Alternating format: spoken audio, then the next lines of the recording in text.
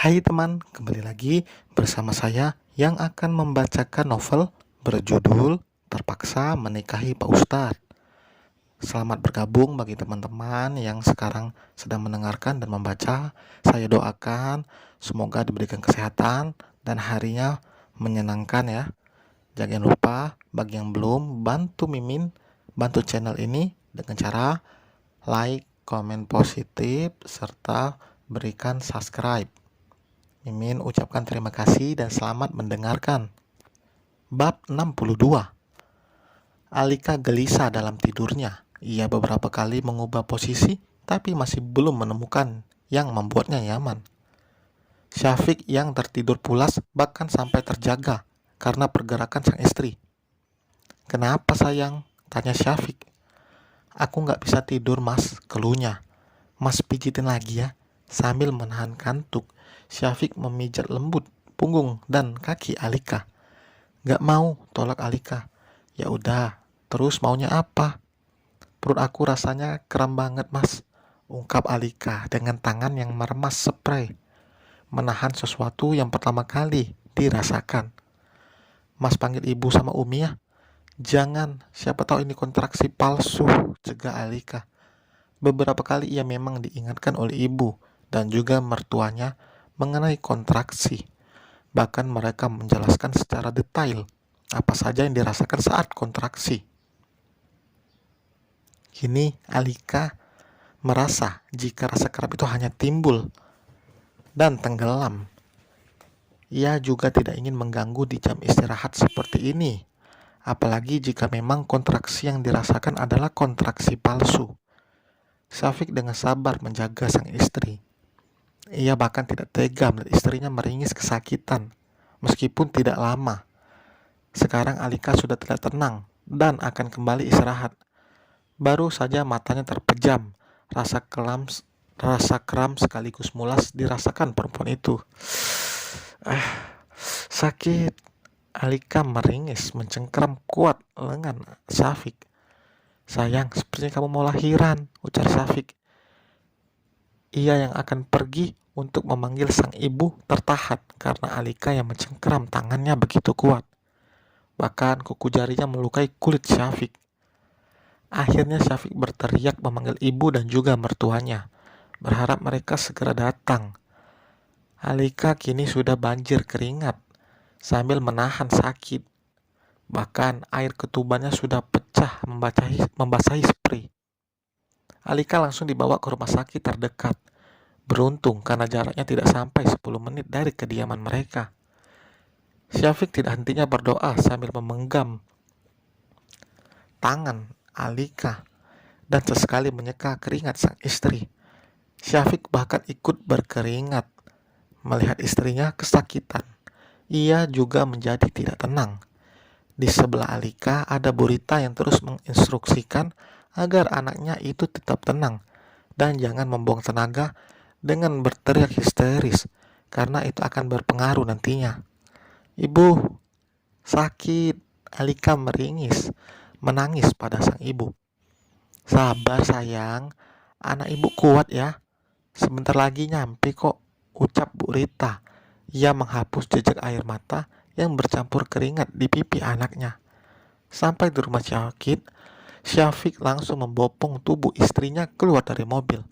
Dokter memperbolehkan Syafiq untuk menemani Alika di ruangan bersalin, sedangkan yang lainnya menunggu di luar dengan tidak hentinya memanjatkan doa untuk keselamatan Alika dan juga calon anggota baru mereka.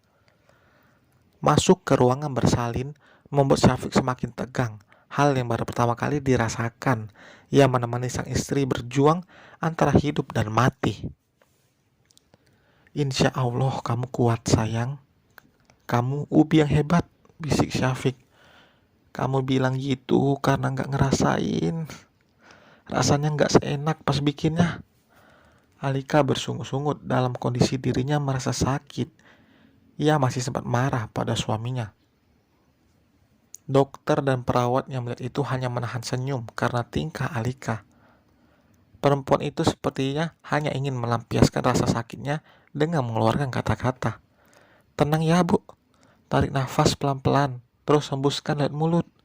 Dokter memberikan instruksi berkali-kali pada Alika. Alika berteriak dengan tangannya yang menjamak kuat rambut Syafiq. Tidak sampai setengah jam, terdengar suara tangisan bayi, membuat Syafiq mendesah lega. Ia menatap penuh cinta sang istri yang wajahnya sudah dibanjiri keringat.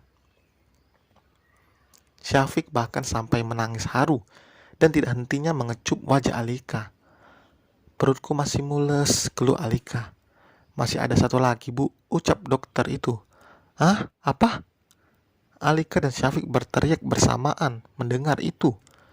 Mereka bahkan tidak tahu soal ini.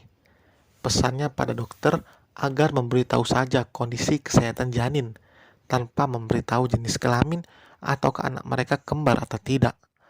Dokter juga mengatakan Alika untuk melahirkan normal, dan buktinya memang benar. Bahkan perempuan itu melahirkan normal 2 bayi sekaligus, dalam jangka waktu yang berdekatan. Bahkan pembukaan satu sampai pembukaan terakhir jaraknya juga begitu dekat. Mas, aku gak kuat, aku gak mau hamil lagi, renyeh Alika.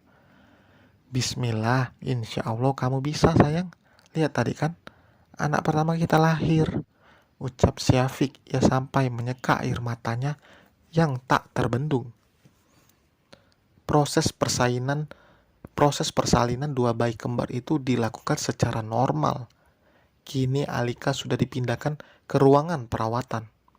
Perempuan itu sedang istirahat, melahirkan bayi kembarnya sekaligus sudah menguras tenaga Alika. Semua orang begitu bahagia, kejutan yang memang benar-benar tidak disangka.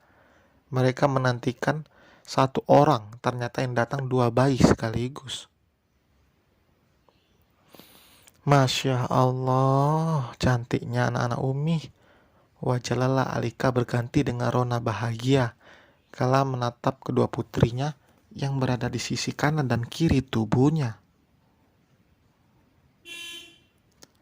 Savana, Atalia, dan Syahana Mahfin.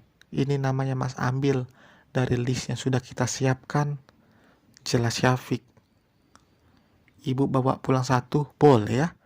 Gurau Bu Rita. Jangan dong Bu, ibu tinggal lebih lama aja di rumah aku, biar kantor itu urusan Kak Luna. Itu udah waktunya pensiun. Selama ini Bu Rita memang masih disibukkan dengan perusahaannya. Ia tetap turun tangan meskipun Aluna siap siaga jika harus menggantikan sang ibu di posisinya. Aluna saat itu menolak lelaki yang akan meminangnya karena hatinya begitu ragu, bahkan setelah meminta petunjuk dari Sang Maha Kuasa. Aluna juga tidak ingin terburu-buru untuk menikah. Ia ingin fokus karir. Masalah jodoh, ia serahkan pada Allah. Percaya jika jodohnya akan datang di waktu yang tepat. Lebih baik lambat namun tepat daripada cepat karena tertekan. Kapan aku bisa pulang? Aku gak suka bawa rumah sakit, tutur Alika.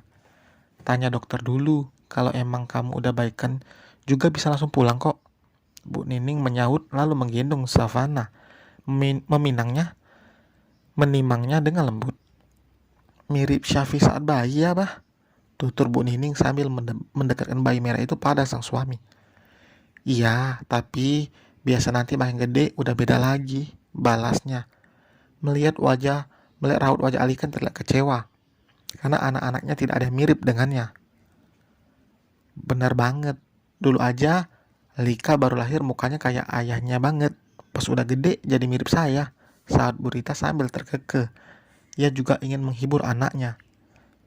Tapi memang bayi baru lahir seperti itu kadang belum bisa benar-benar dipastikan mirip dengan ayah atau ibunya, karena beberapa bulan ke depan pasti akan terlihat berbeda lagi dari saat baru lahir. Mas, HP aku dibawa nggak? Tanya Alika. Boro-boro ingat HP, yang ada Mas panik, jawab Syafiq. Buat apa tanyain HP? Bu Rita bertanya lalu memindahkan Syahana ke ranjang bayi karena sudah tertidur begitu lelap. Aku mau kasih tahu teman-teman aku dong Bu, sekalian posting di IG. Kasih tahu semua orang kalau aku punya anak kembar, balas Alika. Itu kan bisa nanti di rumah, Kamu itu tadi aja bikin semua orang cemas, sekarang udah bikin kesel, cerocos Burita. Kalau nggak bikin kesal bukan Alika namanya, saud Alika sambil tersenyum memamerkan deretan gigi yang putih miliknya. Bersambung, terima kasih teman-teman. Jangan tinggalkan, jangan lupakan ada episode berikutnya. Tetap dipantengin channel Mimin ini. Jangan lupa like, comment, dan subscribe. Bye.